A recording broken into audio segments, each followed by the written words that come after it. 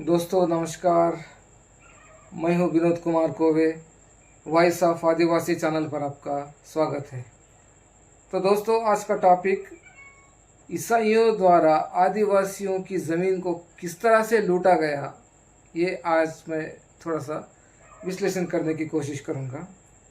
और मैं सभी व्यूवर्स को मेरी ओर से एक रिक्वेस्ट करता हूं कि प्लीज़ सब्सक्राइब कीजिए और इस वीडियो को शेयर कीजिए कि दुनिया को पता चले कि ये लोगों का षड्यंत्र कैसा था, अभी भी वो षड्यंत्र कैसा चल रहा है और किस तरह से भोले भाले आदिवासियों को फंसाया जा रहा है, उनकी ज़मीन लूटी जा रही है।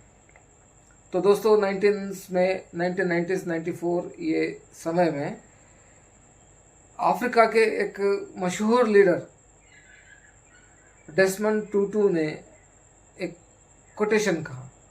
उन्होंने कहा, जब ईसाई अफ्रीका में आए तो उनके पास बाइबल थी, उनके हाथ में बाइबल थी और हमारे पास हमारे खेत खयाल और ज़मीन थी। उन्होंने हमारे पास आए और हमें आंख बंद करके प्रार्थना करने का सिखाया और हम प्रार्थना करने लगे। और जैसे ही आंख खुली तो हमारी ज़मीनें, हमारे खेत खयाल उनके पास है और उनकी बाइबल हमारे हाथ में आ गई। मतलब उन्होंने इस कोटेशन से क्लियर कट कहा कि बाइबल लो, ज़मीन दो, ज़मीन दो और धर्म लो।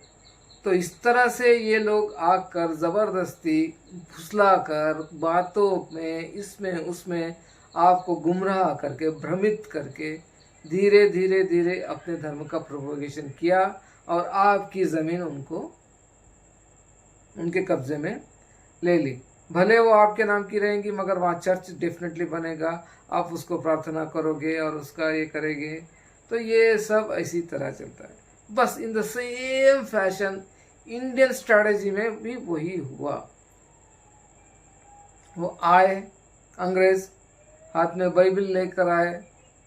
कुछ दिनों के बाद उनका धर्म आया, मिशनरीज, और आके जहाँ पर उनकी पट्टी चलती है वहाँ पर उनकी पट्टी चला। यानी भोले भाले सीधे साधे आदिवासी इलाके में आए, उनको फंसा, पता नहीं उनको क्या झांकी दी गई है, क्या क्या बताया गया है, मगर धीरे धीरे धीरे धीरे धीरे सबको अपने गिरोह में ले लिए। लेने के बाद उनको बाइबल दिए, उनकी ज़मीन ली, उनको धर्म दे दिया। भोले भाले आदिवासी फंस गए। अब वो जो धार्मिक आदिवासी बन गए हैं, इनको डीलिस्टिंग करने की बहुत बड़ी मुहिम चल रही है। मैं भी उस में चल रहा हूँ और मुझको भी वही चाहिए कि जो धार्मिक बन गए उनको एसटी आरक्षण पाने का किसी तरह का अधिकार नहीं है, क्योंकि आपका उठना बैठना अंग्रेज़ों के साथ है, ईसाइयों के साथ। आप एक थाली में खाते हो, एक बिस्तर पर सोते हो, फिर आपको हम कैसे आदिवासी कहें।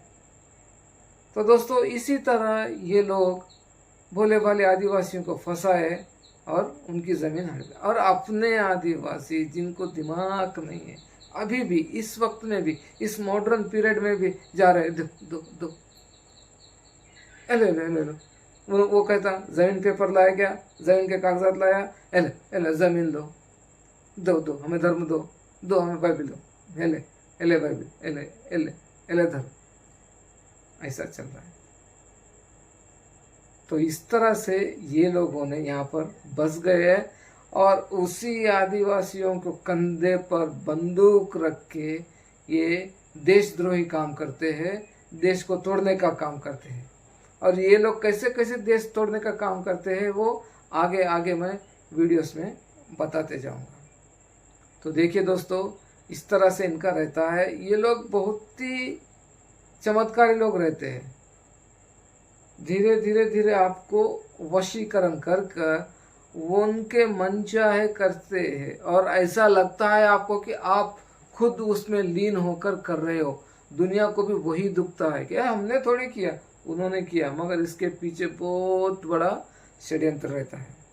तो देखिए दोस्तों, ये है भारत का सबसे पहला और सबसे बड़ा लैंड स्कैम, इस पर विचार होना चाहिए।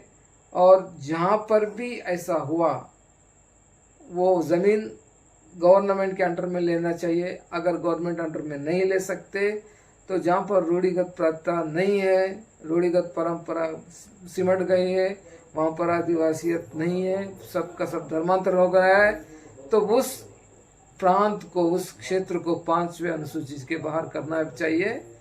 और जहाँ पर जो बचे कुचे लोग हैं वहाँ पर और मजबूती से 5वीं अनुसूची क्षेत्र के संरक्षण को बनाना चाहिए। धन्यवाद।